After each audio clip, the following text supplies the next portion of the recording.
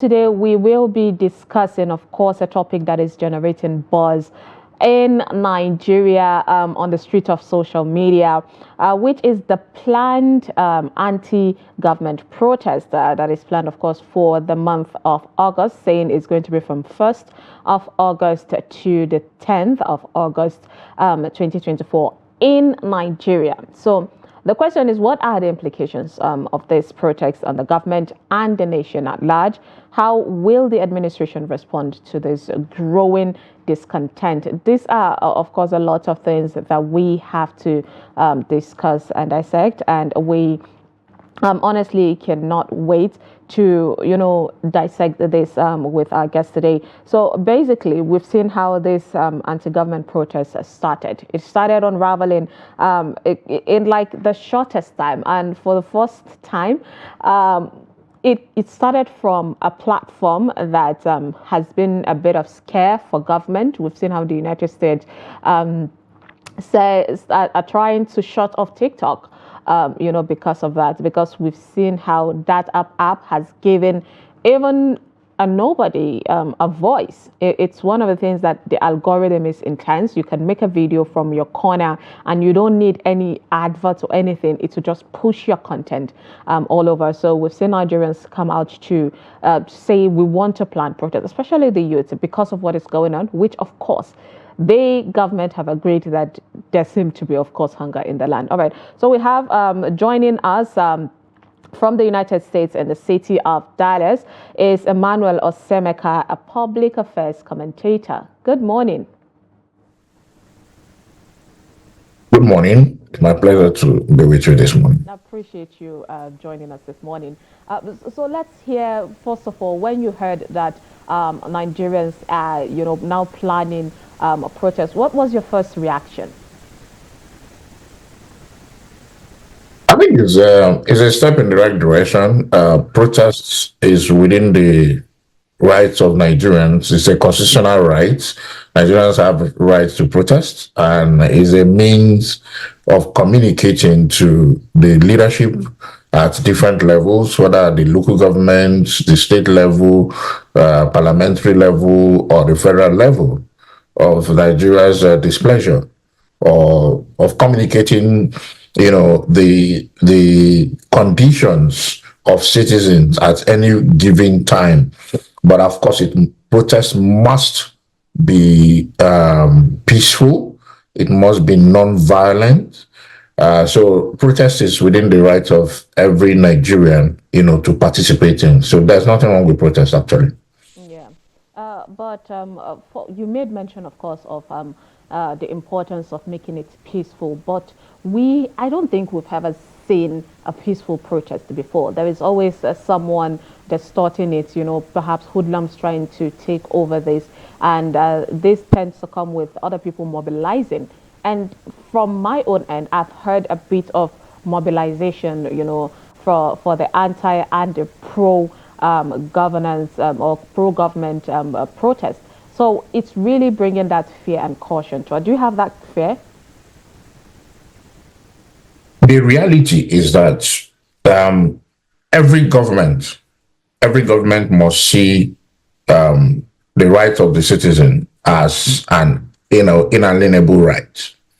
When that is done, it becomes pretty easy for government to do what is necessary and what is required when or during protest. So, for example, what exactly are the responsibility of the government security agencies during any given protest? And that is one of the reasons why I believe that the Constitution recognizes the fact that, government must be part of it. So, for example, for you to have a very peaceful protest and not, make a complete nuisance of the public utilities like the road, it is expedient that the Federal Road Safety Commission, at whatever level, be part of that procession. That way, a section of the road will be cordoned off to guide, the citizens, to make their march and all that. The Nigerian police have a clear-cut responsibility to ensure that those protesting are protected, and that those also protesting are, do not destroy public properties, or make a nuisance of themselves, in public. And in addition to that, ensure that no hoodlum infiltrates that peaceful protest. What you see often, this recent years, is that the government have become what's the word I'm trying to look for? Government have become averse to citizens' desire to protest, even when that protest does not connote violence, or does not even, speak to opposition to government, rather a platform to exercise the rights of citizens, possibly because protest most often is always very loud and always conveys very clear message, because when you speak to government with your protest letter, sometimes you're never heard. When you speak by just simple interview on television or on radio, is never heard. But when there is this humongous, crowd who goes on the streets to say, look, we are not happy with what is going on, and therefore you must hear us, because that is simply what protest does. But like I said, government agencies have a responsibility to ensure that protest is peaceful, and protesters are protected. When that is done, you will surely have a peaceful protest, and the messages will be passed clearly. Yeah, Mr. Osemeka, we've seen the government come out in their own, address, talking about the Deputy Speaker, Benjamin Kalu, saying, we know that Nigerians are hungry and all of that, and they're trying to emulate a country like Kenya, which is a country that is lesser, in growth than Nigeria. But this is something that has been building for a while. Nigerians are not people that just come out, to protest just like that. Nigerians are one people that are resilient, let's be honest. They've been taken a lot. They persevere a lot. So do you think that this would solve the problem, even though the government have not really said much in order to address Nigerians' concern? Okay, so my quick response to the deputy speaker is, maybe he is not very familiar with the history of protests in Nigeria. Almost every political party today in Nigeria have engaged in one form of protest against the sitting government or the other. The current president of Nigeria, President Asiwaju Bola Ahmed Tinubu, participated and led many protests in Nigeria, including the January 2012 fuel subsidy removal anti-government protest. He participated in it. He made speeches at Ojota. He participated in the protest alongside the former governor of Lagos State, Babatunde Raji Fashola, in 2014. He participated alongside the immediate past president, President Muhammadu Buhari, John Odigi Oyegu, and several others. The late Dr. Bonayonu, Atiku Abubakar, then Bukola Saraki, protested against the PDP government to INEC headquarters. They all participated in protests. Were those protests peaceful? In my view, yes. Were they within their right? The answer is yes. The People's Democratic Party recently, immediately after the 2023 election, engaged in protests to the INEC and to a few other places. The Nigerian Labour Congress have always, engaged in protests. There has been protests left and right. So protests is really not the problem. The problem is that people choose what suits them when they want to. And that is where the problem is. if I were in government, if I am the president today, sincerely, I will allow Nigerians to protest whenever and wherever, and I will mandate the military, the Nigerian police and the civil defense to ensure that the protesters are protected. And while they are protecting the protesters, they should also ensure that the properties, public utilities are not vandalized or destroyed during this protest. And you also let the leaders of these protests ensure that the people that join them are not hoodlums, while you also do your part as government agencies, security agencies, to ensure that hoodlums do not take part in the protest. So most often where you see supposed hoodlums hijacking protests is when people begin to import or use hoodlums to infiltrate protesters. That's usually what happens. If you recall, the 2020 NSAS protest happened for I think 3 or 4 days peacefully across the country. There was no issue. When the issue began to happen was when there was these hired thugs who were dropped off in vehicles and they began to infiltrate the protesters and began to destroy things, destroy properties. So the reality for me is that if I were in government, that would allow protest, because that is one way for citizens to vent their anger and their frustration. And venting anger does not mean destruction. That most times is about standing on the road or walking the street or walking to strategic locations at particular hours and, singing, chanting, whether it's anti or pro. You should allow people to protest, but it should be guided. That is my view. I don't believe that people should, attribute protests to mean that, once people protest, it will be violent. No. Just a few months back, the Nigerian Labour Congress protested to the National Assembly. They were guided into the National Assembly. They read their protest letter. They met with the leadership of the National Assembly, and their voices were heard. The leadership of the National Assembly held meetings with the leadership of the labor unions and their affiliates, and decisions were made. They were able to assuage them for a particular period until discussions continued, even on this minimum wage and other sundry issues. The reality is that an average Nigerian today has taken so much, and the government must learn to listen to the people.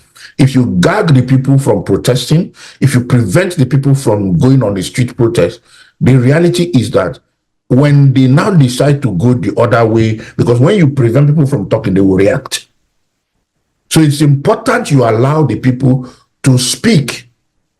You have a responsibility to ensure that those speaking, either through the street walk and through their chants and through their songs, you allow them to speak, because their voice needs to be heard. That is what it entails. When you do that, you have given them that's their constitutional right.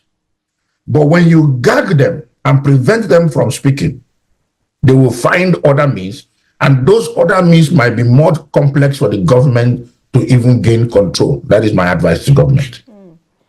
So another thing the government have called on is saying Nigerians should have dialogue with the government instead of protest. Do you think that is possible for Nigerians to have the ears of the government in a very basic or public dialogue? So where will the dialogue take place? Who will engage? Who will organize the dialogue? Who is going to? You see, the reality is that when some of us get into government, we suddenly begin to behave like ostriches.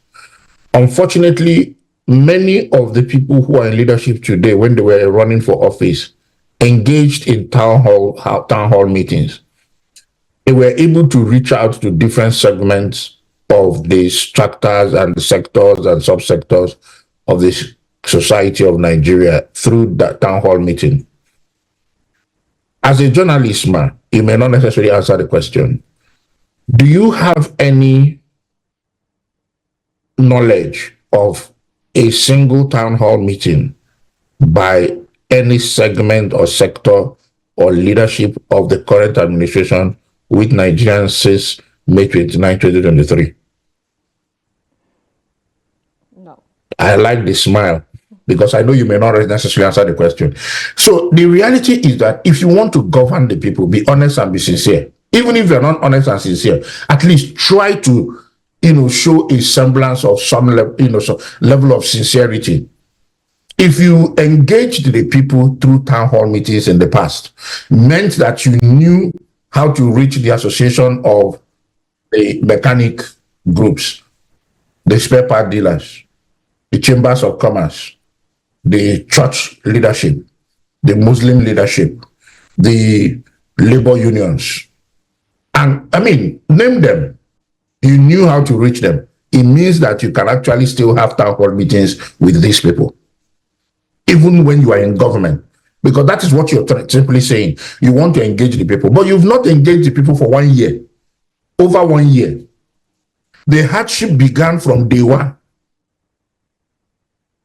So the reality is that you understood clearly that you made some very salient, in your view, policy changes in the country, and that the effect of those policy changes have adversely affected the population, negatively, humongously. What have you done to engage the people, to even speak to the people, to the plans that you have put in place? What report card have you brought to show the people that, okay, based off of what we have put out, this is the outcome? The outcome is negative today, but we are anticipating that in the next 6 months, this is where we will be. In the next 1 year, this is where we will be. In the next 2 years, this is where we will be. That is how governance should be. Governance should be about feedback, comment, positive comment and negative comment. Governance should be about lessons learned, tweaking of policies that are not, yielding positive impact. And even when there are positive impact but are not felt, government has that responsibility to communicate to its citizens what they are doing. How many nationwide broadcasts has the president given since he became president on the issues affecting the people? The astronomical increase in fuel prices, has the president directly addressed the nation on that issue? The incessant increases in the electricity tariff without commensurate power supply, has the president spoken about it? The all of a sudden, humongous hike in food stuff, has the president spoken to it? The president's inability, the government's inability to roll out the CNG buses till today, has the president spoken to the citizens about it? The major challenge with government is that they do not have any positive feedback system. You have advisors, you have ministers who are supposed to communicate, but they are not doing the job. What they are doing is reactionary. When the people want to protest, you say, oh, don't protest. The police will say, oh, we've banned street protest. Police cannot ban street protest. It is constitutional. And the reality is that I don't think that the protest is even anti-government. I think the right word is that citizens have a right to protest. We must not call it anti-government, because when we call it anti-government protest, it means that we are saying that the citizens want the government to fall or to fail. And that is the propaganda that, that is being churned out, and it's very unfortunate. So I believe strongly that government needs to be more innovative. They need to be more creative in handling the issues that affect the citizens. Because the truth is, when your citizens are hungry and angry at the same time, it's very dangerous for you as a government, because you hold the trust of the citizens. Let's talk about the implications of this protest, not only on the government, but on the nation. as a whole. We know how sometimes this protest can go overboard and all of that. But what would this mean for Nigeria at large? So I didn't quite get that question again. Please, can you repeat it? Okay, yes, I said, what are the implications of this protest, not only on the government, but on the nation at large? I honestly do not believe that protests, must be negative in nature, right? Just as I try to, find within my, recent memories, if there has been any means of communicating or engaging the citizens, I couldn't find any. The members of the parliament are supposed to be the representatives of the people because they represent the 360 federal constituencies, of the federation and 109 senatorial districts of the federation, which means they represent smaller units of the country. I cannot tell if any member of the House of Reps of the 360 members have ever had a town hall meeting with his constituent. I can bet my money that none of them have had that. But many of them have had engagement with their families by buying very expensive vehicles for their children, very expensive vehicles for their wives, taking them on trips with our taxpayers' money. I can tell you that amongst the 48 ministers of the Federation, they've never gone back to their constituencies or to their states to sit down with their people to say, okay, this is what the government is doing. I think we need to be calm. I think we need to wait and see. I can bet you that the ministers are not doing that. You know why? The moment people become leaders in Nigeria, the first thing they do is that they get police protection. They begin to ride in bulletproof vehicles. Their convoy will increase from 1 vehicle to 6 or 7 vehicles. What is the meaning of that? The meaning is that they suddenly become alienated from the society they once were part of. And the moment that happens, they are no longer reachable. They are no longer able, you are no longer able to approach them. And they, in turn, of course, will not approach you because they're already on the dining table feeding. So that's where the problem is. It's really so for me, I believe that it is important that government allows this protest to hold, but they should guide it. Okay. They should guide it. The civil defense, the police, the road safety should guide the protest across the federation. When that happens, they should also make sure that they listen to the protesters and begin to function positively to the demands of these protests. I don't think the protest is going to be against government. I believe the protest is to be able to, drive home the point that the policies are really, really dealing with the people, and there is need for a change of direction. There is need for a change of policy, if possible policy reversal, or there is need for more urgent and emergency measures to curtail some of the effects of the policies that government have already shown out. I think that's what the government should engage themselves with. Yeah. I once told somebody, just before I just land on this, I once told somebody, I said that if I were the president, what I would have done, because the economy is not really doing well, what I would have done as president is to bring the best economic brains to Abuja, lock them up in one room at the Hilton, and tell them, until you give me policy or 2 or 3 policies that will immediately reverse the trend we are today, you are not leaving that place. Trust me, you will get it done. We hope the president hears this and at least try these methods. Thank you so much, Mr. Emmanuel Osemeka, for joining us to dissect the situation. Appreciate your time. The pleasure is mine. That was Emmanuel Osemeka, a public affairs commentator who joined us via Zoom from the United States in the city of Dallas. Now we'll take a break, and when we come back, we will be diving into the front pages of the national dailies and reviewing them. So don't go anywhere. I'll be right back.